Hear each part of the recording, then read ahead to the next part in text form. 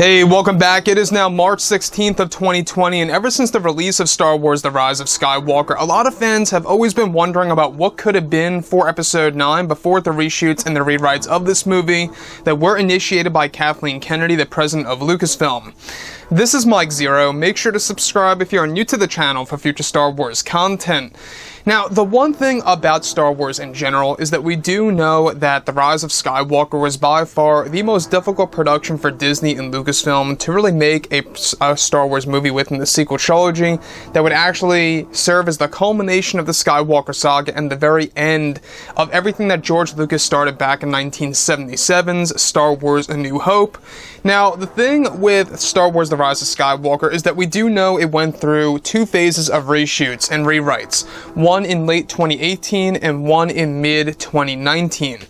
And combined with all of that, the original cut of The Rise of Skywalker was in or around 4 hours and 20-something minutes long in length after all those different phases.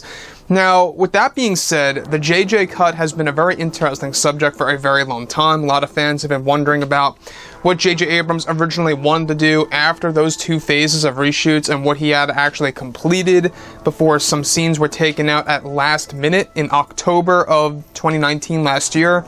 You guys may very well remember that in October of last year, there was a lot of changes that were being made to The Rise of Skywalker. A lot of tests were being done on the movie. Kathleen Kennedy brought in George Lucas to fix elements of The Rise of Skywalker here and there as far as editing goes.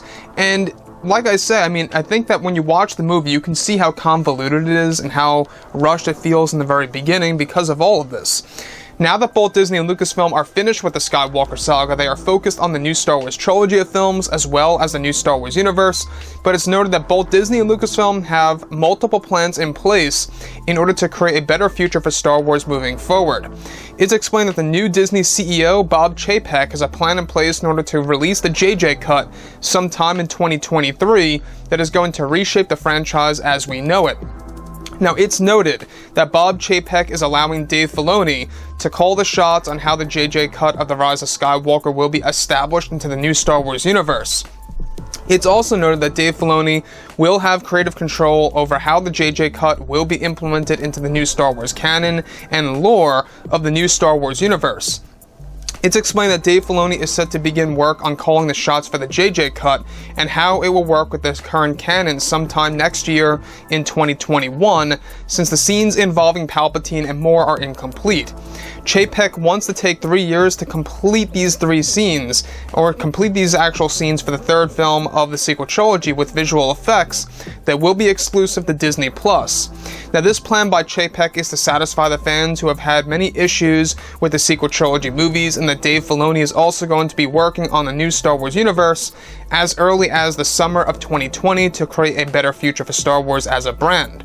The JJ cut is said to include only the deleted scenes that were 100% complete after the second phase of reshoots and rewrites, and mainly involve more scenes of Palpatine, Rey, Kylo, and Luke Skywalker, where new visual effects will be added in.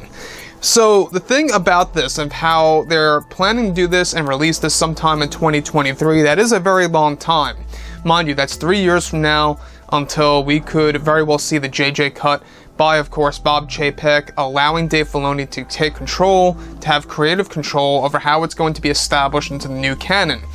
Again, like I say, it's a very tricky decision because deleted scenes, you're always not quite sure if deleted scenes are usually canon or not. That's all dependent on the creator, right? Now, given that J.J. Abrams is officially done with Star Wars, he has said before in the past that he's not coming back, that this was his last movie, and that was pretty much it.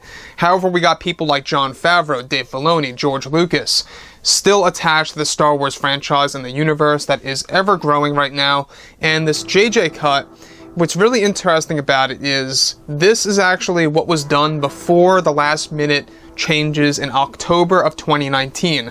October 2019 is when they pulled out a lot of scenes last minute in order to shorten the length of the movie to make it in or around 2 hours and change, in long and length here.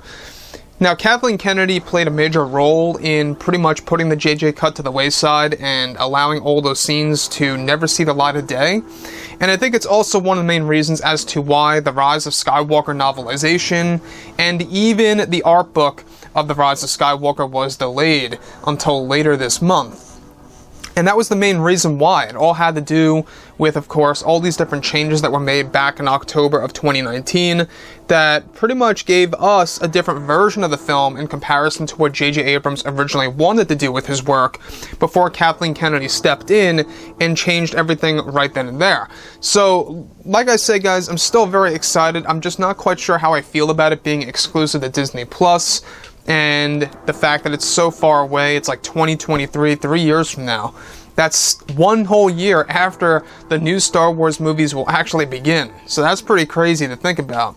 So anyways, guys, drop a comment below. Let me know what you think about all of this in the comments. And if you guys did enjoy the content for today, do make sure to drop a thumbs up on this video to support the channel. I thank you all so very much for the kind support, and I'll catch you guys next time.